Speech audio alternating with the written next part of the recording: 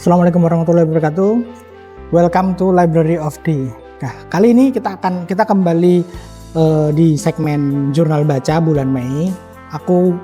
Mei masih tidak banyak baca, tapi aku berhasil menyelesaikan beberapa novel. Ini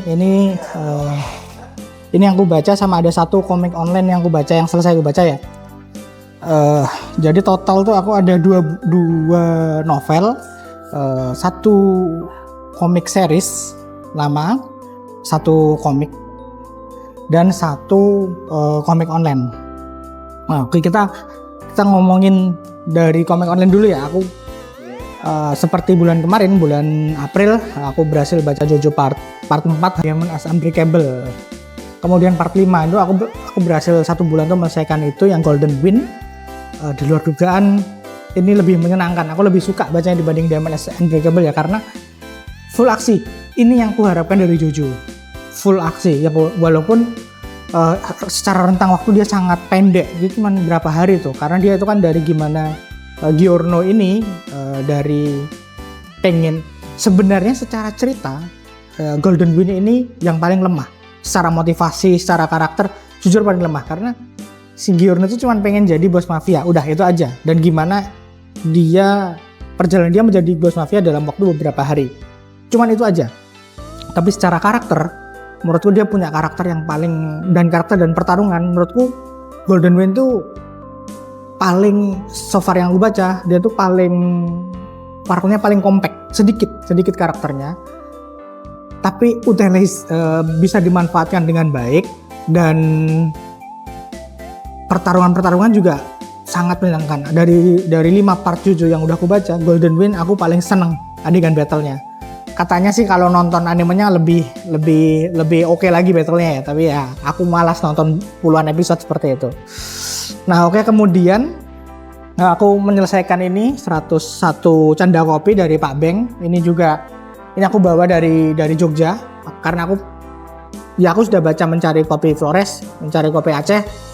Kemudian aku pengen baca lagi komik-komiknya Pak Beng yang tentang kopi. Ini menyenangkan. Ini komiknya ringan sekali karena isinya tuh cuman komik-komik strip trivia kopi di Indonesia seperti apa. Dan aku paling suka sebagai orang yang tidak terlalu minum kopi ya. Bagian terakhir, cara menyeduh kopi ini sangat membantu sekali. Nah, aku juga sebenarnya pengen, ayolah, adalah yang bikin gini soal teh tuh. Selama ini baru punya satu kan ya. Teh itu punyanya Mas Bintang itu, yang udah aku sama Jojo Review udah ngobrol. Nah, aku pengen ada lagi deh yang ngulik teh di Indonesia. Mungkin sulit, tapi please tolong. Kemudian ini Injury Time, ini aku baca di akhir bulan, KMI Rocket. Sebenarnya aku udah punya di Jogja, tapi nggak lengkap, cuman 1 volume kalau nggak salah. Nah, ini kemudian pas kemarin baca komik lokal di Kupang, di CFD Kupang, di hari Sabtu bulan kemarin, akhir bulan tuh, Mas Wedia yang punya komik ini berkenan meminjamkan komik ini ke aku. Terus sudah dibaca dulu aja Mas Darius, gak apa, karena jujur aku malas bacanya, aku udah punya malas bacanya, karena ya kita tahu lah kompilasi seperti apa ya. Nah, cuman karena ini dipinjemin dan ada time limitnya, jadi aku merasa ini bisa nih tak masukin ke konten jurnal baca bulan Mei. Dan ketika baca memang karena udah ekspektasi, ini komik teman-teman komik amatir nih, di luar dugaan aku malah bisa lebih enjoy bacanya. Nah, di sini aku bisa lihat komiknya Tom Capung yang masih lama. Terus ada yang aku sangat enjoy itu komiknya Mbak Dian Nauli yang mengejar Dedan tuh, berbicara dengan Dedan tuh, ngobrol dengan Dedan tuh, anjir aku senang banget bacanya. Terus aku juga ada nama-nama yang menimbulkan nostalgia. Ada komiknya Mariel Botarino. Itu dia temanku dulu di Comic Community, dia pendiri Comic Community di Facebook. Kemudian ngelihat komiknya di sini tuh menurutku cukup surreal sih. Tapi sayang sekali komiknya prematur di volume 3, nggak lanjut.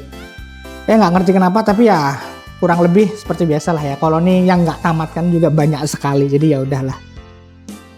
Nanti aku sambilin juga ya gimana halaman-halamannya di sini. Nah, terus kemudian aku juga baca ini hari ini aku datang kembali ke toko buku Kobayashi. Ini aku belinya di Kupang di Gramedia Kupang, tinggal 1. Jadi pas beli Ini hidden gem banget lah. Karena kalau nunggu di Jogja entah kapan aku bisa dapet ini bookmarknya lucu. Hari ini aku datang balik ke toko buku Kobayashi, direkomendasikan, sangat strongly recommended by Mas Kurnia. Dia mention aku, Riz kamu harus baca ini, sebagai pengelola toko buku kamu harus baca ini. Dan ketika baca, ternyata aku baru tahu kalau ini tuh semi autobiografi dari yang punya toko Kobayashi. Aku baca sekali duduk ya, karena komiknya novelnya ringan sekali. Harganya kalau di Kupang 107.000 guys. Tapi ini kayaknya harganya 80 ribuan deh. Ini tuh beneran kalau kita ngulik buku ya, terutama ngulik toko buku, orang yang sering ke toko buku seperti aku yang dari SMA aku sering banget ke dari SMP SD malah, dari toko buku bekas sampai kemudian pas ketika aku SMA aku datang ke Gramedia. Membaca ini tuh beneran ada nostalgic, ada miris, karena aku jadi membandingkan ini dengan Jepang itu seperti apa. Yang mana ini juga menginspirasiku akan banyak hal yang kemungkinan juga akan bisa diterapkan di Kuratoro ya. Jadi ini one konten sendiri sih. Nanti akan aku bikinnya sendiri kontennya khusus untuk hari ini aku datang kembali ke toko buku Kobayashi. Beneran membekas banget buatku. Ini nanti ketika aku selesai akan langsung aku kirim ke, semoga bisa ya, aku kirim ke Jogja, bisa dibaca di Kuratoro nanti. Lebih utamanya nanti akan aku minta baca teman-teman kayak Atika, terus Mas Bagas juga, aku coba minta baca ini sama Mas Bob mungkin ya nanti. Nah ini beneran Nah kemudian ini Malioboro at Midnight ini dipinjemin ponakanku di Kupang. Nah di Kupang tuh aku ada keluarga, ada kakaknya istriku ada di Kupang. Nah ini anaknya kakaknya istriku, which is ponakanku, meminjamkan novel ini. Dia suka baca juga. Ini aku judulnya awalnya membuat aku nggak akan suka ini. Ternyata aku enjoy banget. Ini aku bacanya sekali satu hari selesai. Karena novelnya ringan. Basically menceritakan bagaimana seorang namanya Malioboro. Aku pikir ternyata ada karakter bernama Malioboro. Bagaimana dia merebut hati seorang perempuan yang dikecewakan oleh laki-lakinya. Premisnya cuman seperti itu. Tapi gimana caranya Malioboro merebut hati, itu aku yang suka. Nah, aku memang lemah sih ya di bagaimana mencintai secara ugal-ugalan tuh. Ya kayak bisnis proposal, terus kemudian Hometown Cha-Cha-Cha itu kalau drakor. Terus kalau novel tuh ada Dilan, ada satu novel favoritku tuh Always Layla, itu juga punya tema serupa. Jadi aku ketika baca novel dengan tema-tema seperti ini dan cara penyampaian yang oke, aku selalu soft spot. Aku selalu enjoy sekali bacanya. Makanya aku setelah baca itu senyum-senyum. Mungkin ini bukan novel yang bagus banget ya, bukan. Tapi di aku bisa sangat enjoy baca novel ini. Menyenangkan sih. Ada sequelnya, cuman kayaknya aku nggak mau baca karena aku baca di Goodreads reviewnya agak kurang sih. Kalau ini di Goodreads reviewnya cukup bagus ya mas, jadi banyak yang enjoy baca ini. Terlepas dari banyaknya klise-klisenya, tapi it's a good read lah buatku. Kalau teman-teman suka Dilan, baca ini kemungkinan besar akan sangat enjoy juga. Jadi inilah komik-komik buku-buku yang aku baca selama di bulan Mei 2026. Aku sempilin dua hal ya. Aku kemarin nonton Mortal Kombat 2 yang mana aku sangat enjoy. Anjir, aku nontonnya tuh begitu sampai di Kupang, malamnya aku langsung nonton karena tinggal satu penayangan di Kupang. Itu tanggal 25 kalau nggak salah ya, tanggal 25 pas aku Kupang. Jadi udah hampir 1 bulan dia ada di bioskop di Kupang. Dan dia masih ada tuh, aku senang banget masih bisa nonton. Aku main gamenya. Menurutku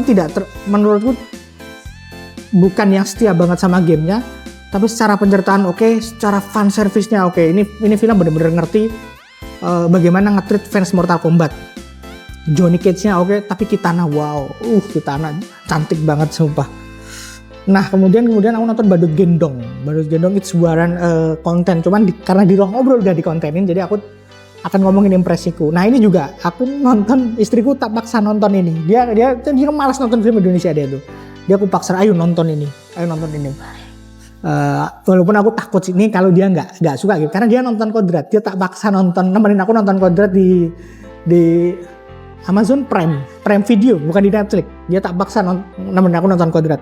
Dan dia cukup menikmati Kodrat. Dan karena Badut Gendong itu ada hubungannya sama Kodrat, maka ayolah nonton Beb. Dan dia suka banget nontonnya.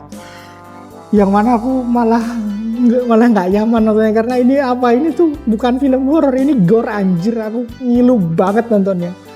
Filmnya bagus banget. Ini gimana seorang bucin, gimana seorang bucin, orang sakit lah ini. Darso tuh sakit. No, tidak perlu dilakukan, dia sakit. Bahkan sebelum dia dirasuki oleh Badut Gendong, dirasuki oleh entitas badutnya, dia tuh udah sakit.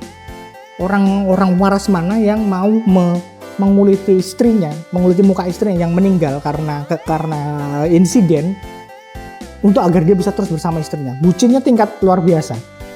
Film-film bucin ini aku suka. Jadi ini tuh bukan film anti-hero buatku. Ini tuh film-film. Karena Darso tuh, walaupun kita bisa simpati sama Darso, hal-hal yang dia lakukan itu questionable. Dan dengan pinternya Badut Gendong akhirnya menarik batas antara villain dan anti-hero dengan satu adegan di situ yang aku suka banget. Badut Gendong ini menurutku perlu lebih banyak rekognisi sih. Teman-teman yang belum nonton Badut Gendong, please tonton Badut Gendong ya. Ini bagus banget. Aku dapat komennya juga, tapi komennya lagi ku kirim ke Rote karena aku pengen baca. Karena kata teman-teman, komiknya tidak seperti Kodrat. Komiknya bisa dibilang sangat berhubungan. Komik Kodrat menuju Kodrat 2 itu skippable. Nggak dibaca nggak apa-apa. Tapi kalau ini katanya cukup wajib dibaca ya. Kayaknya aku penasaran sih. Ini udah aku kirimin ke Rote, tapi kan belum nyampe. Aku ngirimnya dari tanggal 27 sampai per konten ini dibuat tanggal 6 tuh. Tanggal 6. Tanggal berapa ini? Iya, 5. Tanggal 5 Juni itu belum nyampe. Lama bener. Kayaknya sih tanggal 20-an ya baru nyampe. Badut Gendong tonton. Mumpung masih ada kesempatan tonton. Karena ini kemudian nanti akan menyambung dengan Kodrat ya. Lebih tepatnya akan menjadi salah satu musuh yang dihadapi Kodrat. Pendekatan Magma unik sih. Dia kita belum tahu siapa dia. Dredge. Cuman kalau kalian nggak nonton Kodrat mungkin akan kebingungan dengan, mungkin akan merasa endingnya nggak pay off. Tapi kalau kalian ngikutin universe-nya Kodrat, endingnya pay off banget. Oke, itu aja sih konten jurnal baca bulan Mei 2026. Dan mampir bioskop kalian nama kontennya. Mampir bioskop di Juni 2026. Aku cuma bisa nonton 2 film. Dari 1 minggu aku di Kupang, aku cuma berhasil nonton 2 film. Karena emang filmnya nggak ada yang oke sih. Ada sih satu, Suamiku Lukaku, tapi agak malas gitu nontonnya. Ya sudahlah, oke, itu aja film-film, buku-buku yang aku baca dan film yang aku tonton, film bioskop yang aku tonton di bulan Mei 2026. Sampai ketemu lagi di jurnal baca Juni 2026 di awal bulan Juli nanti. Jangan lupa like, subscribe, dan komen soal bacaan apa, tontonan apa kalian di bulan Mei kemarin. Thank you. Assalamualaikum warahmatullahi wabarakatuh.